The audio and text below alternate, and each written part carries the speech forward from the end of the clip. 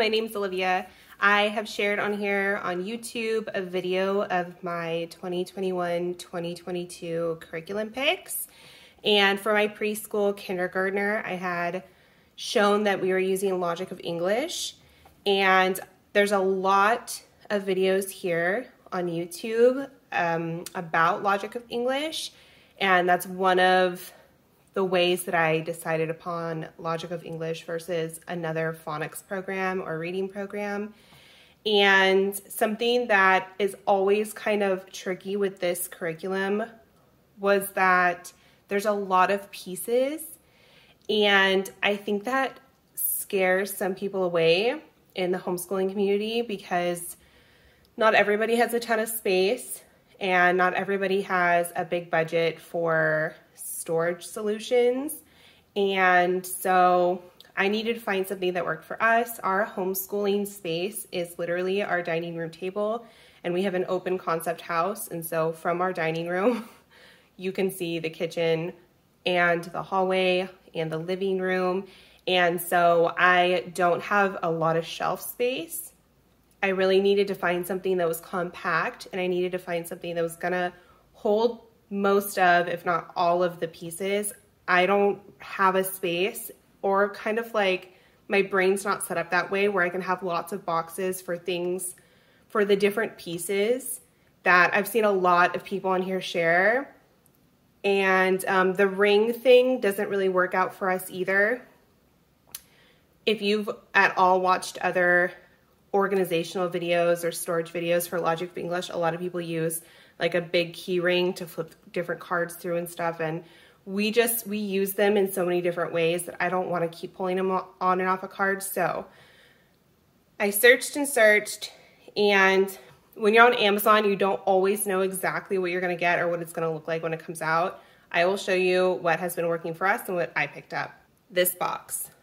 It's not like an aesthetic sort of box. It's not super fancy. This is acrylic, and it's got these white cards inside. I will give you guys a closer look directly on like inside the box and how I have it organized in here, but I just kind of want to give you an overall view of the size. And so this one box I can fit on a shelf or like in a cubby. It's nice and flat, so I could put things on top of it if need be. The fact that I can see in it wasn't a huge factor. It might be for someone else. But anyway, I will give you a closer look of how I have things organized in here and how it literally holds everything for Logic of English instead of putting each of the cards or the game pieces in a separate container or box and then finding a place to stash all of those. All right, the sun has decided to come out on me, and that's just kind of the way I have to roll here in the Pacific Northwest in March. It was cloudy and the lighting was fine, and now it's sunny and it'll probably go away again soon. So I hope there's not a glare on any of the plastic or any of the pieces or anything, but I wanted to give you guys a look inside of how I organize everything. So first of all, the lid is not necessary if you don't want it. If it's something that you're just gonna keep out all the time, the lid's not necessary. This box does a really good job of keeping it all together. The first thing I did was measure the size, or, make sure I knew the size of the phonogram cards, because these are rather large, as are the cursive cards. So I needed to make sure that whatever sort of storage system I had was going to fit these large cards. I'm just going to pull this out right now and then go over kind of what I keep in here later. So this came with 8 of these dividers. This is just how I have it set up, so it works for me based off of what we use, how often we use it, and I have the things that I grab for every day up front and then the things we don't grab for that often in the back. So I'm going to show you guys kind of how I have it set up. First of all, at the very beginning, these phonograms are all going to be in one giant stack. I don't pull a new letter every single day anymore because we have moved on to blending sounds and that sort of thing. So this is also, this is very basic. This is just masking tape. I don't remember it coming with a way to label anything, so I used masking tape so that I would be able to pull this off and put something else on and write on whatever I needed to instead of writing on the divider itself. So it's this big box, and on the bottom, I hope these show up, are these little raised spacers. So what I like about those is that you can fit the cards where you want them to go and organize them the way you want them to be. And these aren't gonna slide around or fall flat or anything like that. It's gonna stay right in the spacer at the bottom. So I really liked that aspect of this box. I also needed something that was going to have enough sections for me to organize everything. If you're familiar with Logic of English, you know all the little pieces that go with it. So there's a big thing of phonogram cards, and then there's the different strokes that you learn at first before you start learning the full letters. I chose to get the cursive version. I did not choose to get the manuscript version. You get to choose what you start with.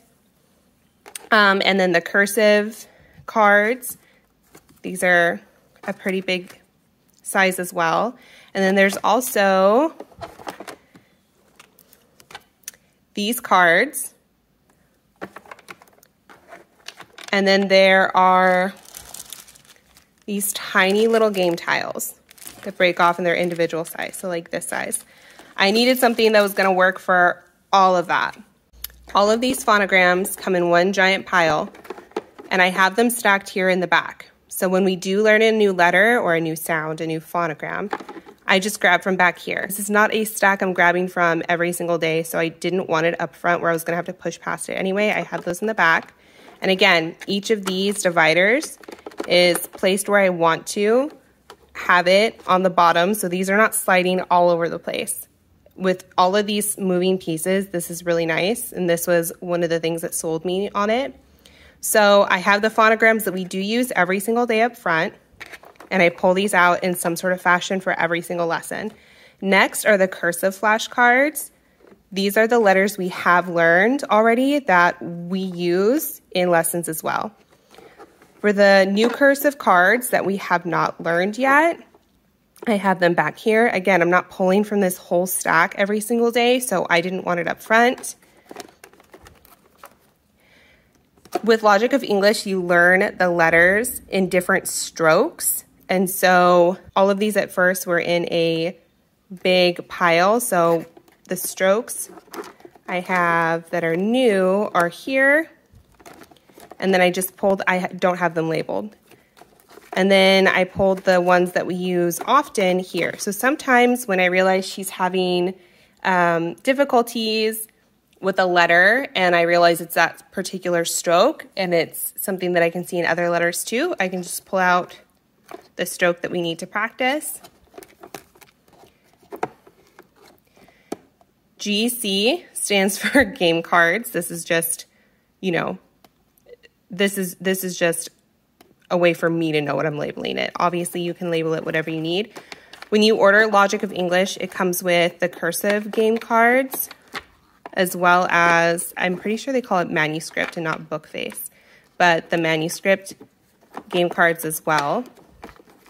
So again, these just fold right back into where they need to be based off of the little dividers on the bottom. So this can really get as large or as thin as you need it to be. So, you know, if I kept getting more and more stacks of whatever I need to get over the course of us using this program, I could push this up here and stack this whole thing full before the next divider. So you can really make it super slender or you can extend it however much you need. Now, in the workbook for the kiddos, there's often these little tear out games and little tear out games. And there's these little pieces, which are these papers. And in them, I just put together the ones that correlate to a specific game. And I'm able to just stack them in here, which I also love, being able to just put everything in here I need to. Sometimes I write down what the games are or what page of the workbook we play it on, because there are several of these little stacks. So this just helps me stay organized. And lastly, This obviously, like I said, it's not an aesthetic solution. This is something that just works storage-wise for us. I would not have it in this giant bag. I would put it probably like break them up and put it in a little sandwich baggie.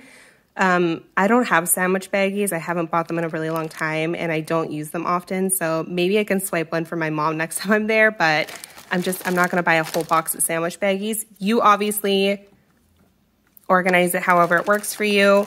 I would optimally have this in a smaller, more compact compartment, like a smaller bag. So, but anyway, even with this giant one, I'm able to put these game tiles in this box still. Now, the game cards that we use, I just have pulled up here, and those little dividers are all the way up to the front. So these ones stay here. They don't slide and get loose and get mixed up with everything. Again, I really love that aspect of this. Literally everything in here is everything that came with the kit minus the whiteboard. So you could even throw in dry erase markers and just take this with you if you need to go somewhere, if you are on the road homeschooling, if you're in a hotel and you guys are traveling or what have you. I really love that everything is just in one place. It's organized in one place. It's not just thrown in an empty box, which works for some people. My brain just needs a little bit more organization than that. I've seen a lot of people finding lots of different card boxes for each of the different cards, and then they kind of have them, you know, stored away separately. And I love that I can just have everything together here. So then when I'm done, I just pop the lid on and I put it in a little cubby. Again, it's nice and flat so I can stack things on top or put this on top of something if I need to. It's pretty straightforward. If you have any questions that I just didn't think to explain when it comes to any of these pieces, go ahead and leave them in the comments below and I will try and explain whatever it is you need help with as far as my organization on this goes. It's super basic, super simple. I didn't want to fuss. I despise a fuss. And so I wanted something that was quick and was gonna work for us. And hopefully this might work for some of you guys if you guys have been struggling with a way to organize everything in one place, if that's what you're looking for.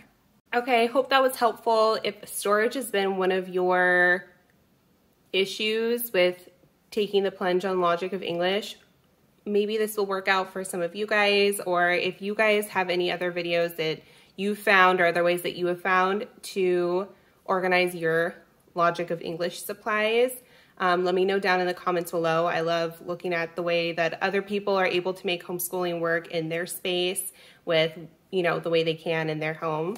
Anyway, maybe this helped some of you guys figure out a way to stash all of your little pieces for Logic of English together and keep them all in one space.